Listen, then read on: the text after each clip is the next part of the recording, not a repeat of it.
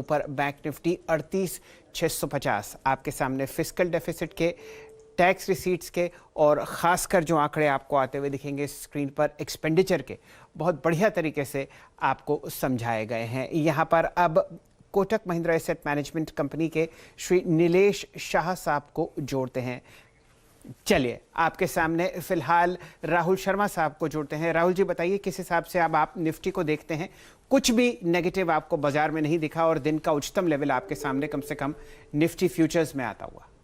देखिए शैल जी, मैं डेटा देख रहा हूँ 17,300 के कॉल में अनवाइंडिंग, 17,400 के कॉल में अनवाइंडिंग।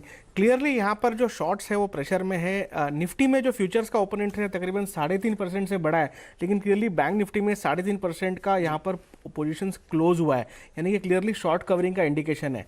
प्राइवेट बैंक्स का मैं देख रहा था डेटा, प्राइवेट बैंक्स में यहाँ पर शॉर्ट कवरिंग बनते हुए दिख रही है। और जहाँ तक मेरे हिसाब से बजट का सवाल है या इवेंट का सवाल है, I think that is done now. Markets ने अभी तक कोई नेगेटिव रिएक्शन नहीं दिया है और इनफैक्ट 565 का जो ब्रेकआउट लेवल था उसके ऊपर निफ्टी ट्रेड कर रहा है। तो मेरे हिसाब से यहाँ पर बजट को थम्स अप है मार्केट की तरफ से। और आई थिंक यहाँ पर अब हमें जो second half of the session है उसमें जैसे जैसे मार्केट बजट को इंटरप्रेट करेगा, डेटा को फाइन प्रिंट रीड करेगा, यहाँ पर हमें और अपसाइड देखने को मिल सकती है। जी मयूरेश जी, आपकी तरफ से कौन से 2 या 3 ऐसी अहम बातें होंगी जो बाजार को पसंद आएंगी? संक्षेप में बताइए। ये बिल्कुल जैसे राहुल ने कहा शेर साहब, मुझे लगता है आई थिंक कोई नेगेटिव सरप्राइज नहीं है जो मार्केट्स को आई थिंक उत्साह नहीं करे, तो I think markets will be happy with that.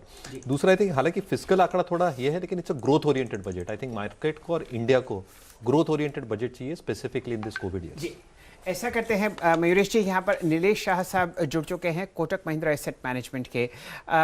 Nilesh जी, आपने बजट की 1.5 घंटे की स्पीच सुनी, बताइए 2 या 3 ऐसी अहम बातें जो आपको और बाजार को पसंद आएंगी।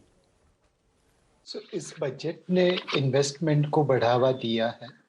गवर्नमेंट ने खुद लीड ली है अपना कैपिटल एक्सपेंडिचर 35% बढ़ा के। दूसरा, उन्होंने फिस्कल साइड के ऊपर थोड़ी लिबर्टी ली है ताकि स्पेंडिंग कर सके और बजट को बढ़ावा दे पाए।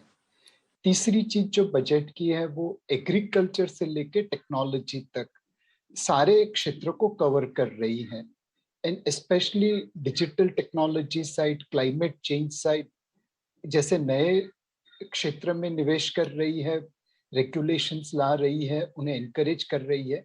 उसके साथ साथ एग्रीकल्चर सेक्टर को भी सपोर्ट कर रही है। तो मेरे हिसाब से ये बिल्डिंग ब्लॉक बजट कह सकते हैं जो हिंदुस्तान को 2047 में किस पोजीशन पे खड़ा करना है, कैसे उसको पोजीशन करना है, उसकी तैयारी में लगा है। इंटरेस्टिंग है, अगले और 25 साल की प्लानिंग के साथ बजट पेश किया गया, बहुत सारे अनाउंसमेंट है।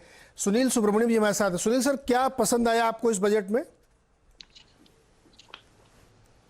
कि स्टेट्स को साथ लेके जा रहे हैं। देखिए 15,000 इस साल के एस्टिमेट में ही 10,000 से 15,000 एलोकेशन को बढ़ाया और उसके ऊपर 1 लाख करोड़ का स्टेट के लिए उनके गति प्रोग्राम, जो प्राइम मिनिस्टर की गति प्रोग्राम है, उसमें खर्चा करने के लिए उन्होंने एलोकेशन दिया है।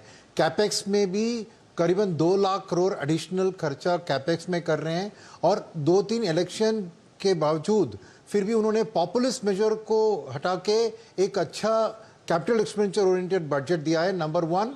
और नंबर 2 जो ग्लाइड पाथ दिया है कि देश की फ्यूचर के लिए जो भी करना चाहिए फाउंडेशन ब्लॉक्स वो ले कर रहे हैं। तो ये एक बहुत पॉजिटिव है कि अल्टीमेटली जैसे जीएसटी कलेक्शन बता रहे हैं, इकोनॉमिक ग्रोथ से ही गवर्नमेंट का इनकम बढ़ सकता है। और इसमें जो फिस्कल डेफिसिट के आंकड़े 6.9 भी सही लगे और 6.4 अगर अगले साल का एस्टिमेट कर रहे हैं तो रेटिंग एजेंसीज को भी पसंद आएगी कि गवर्नमेंट एक ग्लाइड पाथ पे जा रही है जहां पे 4% के अंदर 2025-26 के अंदर लाने का। तो ये फॉरेनर्स यानी रेटिंग एजेंसीज के लिए भी अच्छा है। क्वालिटी ऑफ एक्सपेंडिचर भी कैपिटल की ओर दिशा दिया है उन्होंने। सो मेरे लिए इकोनॉमिक ग्रोथ के लिए बहुत सपोर्टिव बजट निकल रही है।